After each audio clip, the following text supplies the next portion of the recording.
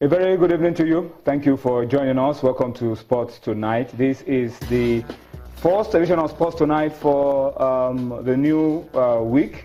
It's a pleasure to be here to do what we love to do, which is to talk sports. And we'll be doing that tonight, updating you with all that is going on around the very exciting, fast-paced world of sports. And we want you to join us as we take you on this trip that will take us about 52 minutes. All right, so once again, I'd like to start off the show tonight by saying thank you to you for joining us, and also ask you to stay with us as we travel this road together. I'm not alone.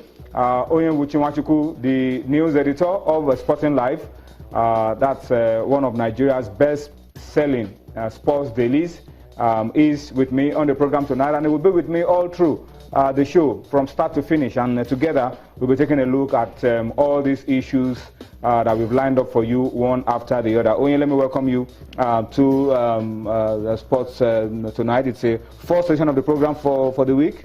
We hope this week is a lot better than last week. Last week was a very sober week for sports, for football. Yeah, always a pleasure, Tony. I mean, losing footballers in their prime, the prime of their ages, is quite tragic, and we don't want such stories about football and what it stands for. Then on a better note, the Falcons went to Cameroon. A lot of us had apprehensions, we had our doubts, but these ladies confounded all doubting Thomases and achieved almost the impossible. The indomitable Lionesses of Cameroon were almost coasting home to victory.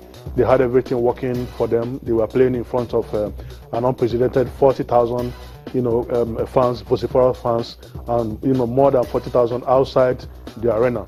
And the Falcons did what it was not easy. It was a reversal of fortune. To remember, in 2000 at the National Stadium, we were all there when the indomitable Lions of Cameroon came there and took away the trophy right under our nose, leaving so many of our fans in tears and sorrow.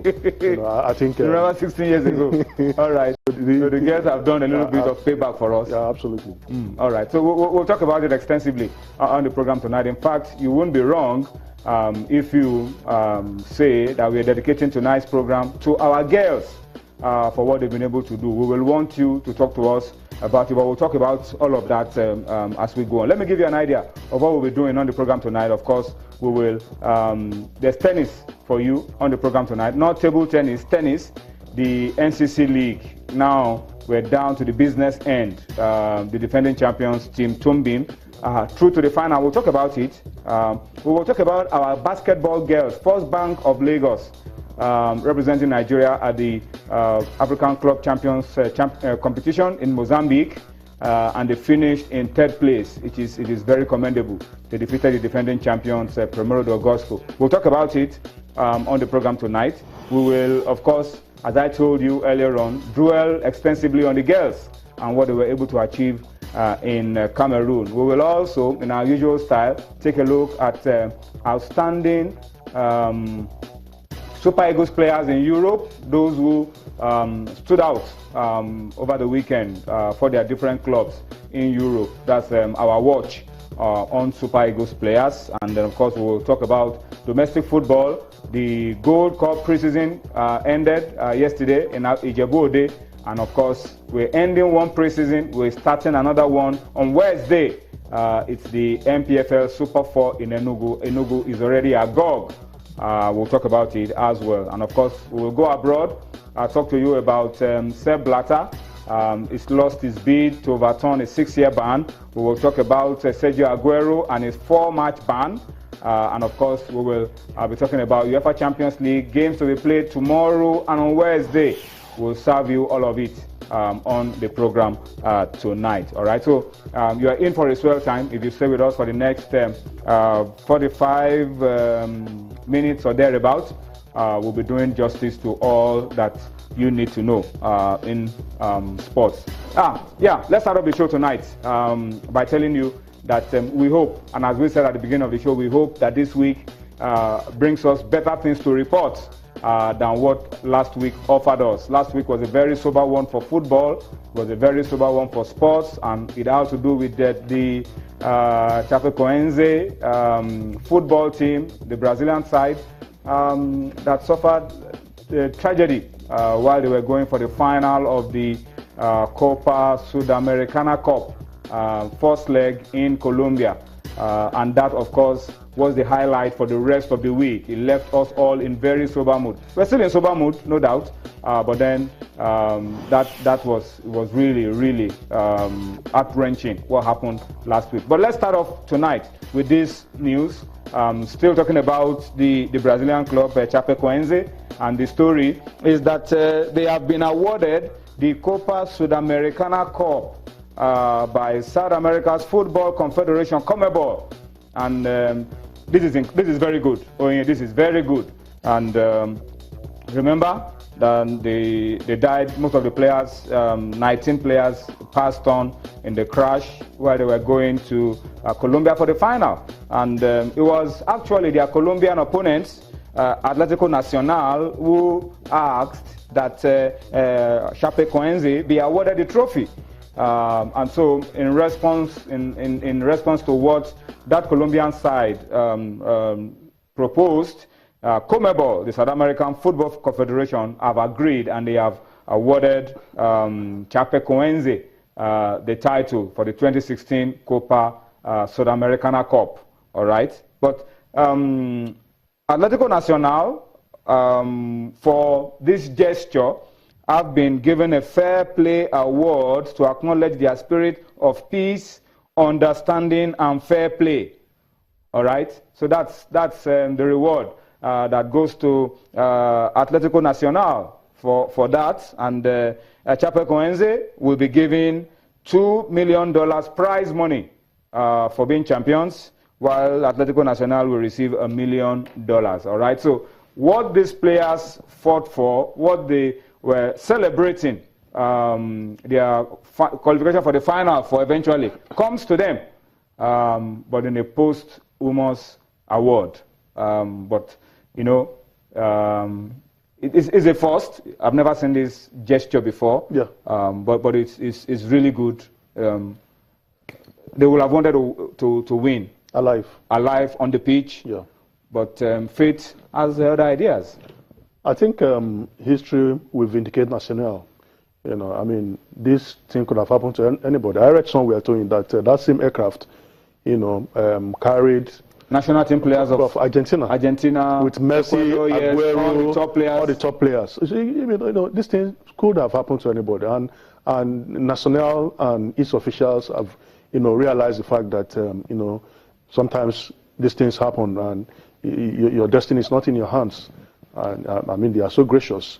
They mooted the idea. They suggested it last week that they want CONMEBOL to award, you know, the title to Chapecoense, and they have done that. I mean, we've had situations like that in Africa, but maybe the opponents didn't come up with such ideas. But you know, as time progresses, the ones that we had in Africa was Zambia. Yeah, who were playing to qualify for the World Cup, and they were not the only ones. It was not the final match. Yeah, absolutely. So it was not the final match. It was a different situation, but we take nothing away from what Nacional has done. I mean, they've been so gracious. I mean, sympathizing with an opponent in football, and also identifying that they are beyond titles. There are values to be shared in football, and that's what they have demonstrated. And after winning title, life continues. You must live your life, and that's what they have demonstrated. And we also need to state very clearly, Onye, that burial was held on Sunday for the players. They've been buried. That's the story. So it's for me quite an emotional scene. It was very, very emotional. Expectedly, very, very emotional. But for some of those fans, it helped them to put a closure to the fairy tale story of Chapecoense. Seeing those bodies being lowered into the ground. Very emotional. I mean, if you are not strong, I mean, you probably wouldn't be able to come out of that kind of a ceremony. But they had a burial over the weekend, and today, CONMEBOL have announced that they've been awarded that title. It's a posthumous award, but the record is there all the same. And very, very, very sober event, this one. All right, but let's go on now from that very quickly and tell you that you can be a part of what we're doing on Sports Tonight. We want you to talk to us about all of this and the things we've lined up on the program around the girls, around bladder, around domestic football. Take advantage of what you see on your screen for feedback tonight on Facebook, on Twitter. Our handles, our addresses are there for you to talk to us and react and give us your opinion to all the issues as we discuss them on the program tonight. So please get ready to engage with us and let us make this show as interactive as possible. We promise we will read your thoughts, your opinion. You could also talk to us about the gesture of Atlético Nacional and what you feel about it, and you can talk to us about all of that as well. Let's tell you that you can keep track of all our stories and of course all our programs on Channels TV by going on to the website www.channelstv.com. You could also view us on youtube.com/channelsweb. All right, to watch us on your iPad, your iPhone, your BlackBerry, you want to connect to Channels TV, your home for the news, just click on that link, m.channelstv.com. Takes you straight to where you want to go. And one step further is to download the Channels app for iOS, Windows, Android from their respective stores. That's fantastic. That keeps Channels at your fingertips. You can track everything all the time. And that's a fantastic place for you to be, to keep Channels at your fingertips. And Channels also wants to make sure that you are able to enjoy all our package on your award-winning Channels TV. We're celebrating 21 years of broadcasting, top quality broadcasting, and there is always a lot in it for you. So that's what we want you to do. Download the app and enjoy all that Channels is offering. And let me also tell you that as you do all of that on the program tonight, please tell us where your comments, your posts, your tweets are coming from. Let's know, let's feel the power of our reach. Let's know where you're watching us from so that we can also appreciate you a lot more on Sports Tonight. Let me quickly move on from this and talk about tennis now. Not table tennis, I'm talking about the tennis league, the NCC Tennis League in Nigeria. It's been getting better year after year, and close to Godwin Kienka, who is the coordinator, the brain behind the NCC League. I mean, this is a league that takes you across the country. You play normal league format across the country, and the story really is that the defending champions, Team Tombim, are through to the final. They have an opportunity to defend the trophy they won the last time. The Abuja-based team, of course, over the weekend in Enugu, qualified for the final, beating their opponents in a convincing manner. They beat Team FCT to qualify for the final, all right? And the interesting thing is that 7 million naira is at stake in this one, and there's good money for tennis in Nigeria. All right, let's pause for a break, and when we return, we'll spend some time to talk about the women on Sports Tonight. Join us again.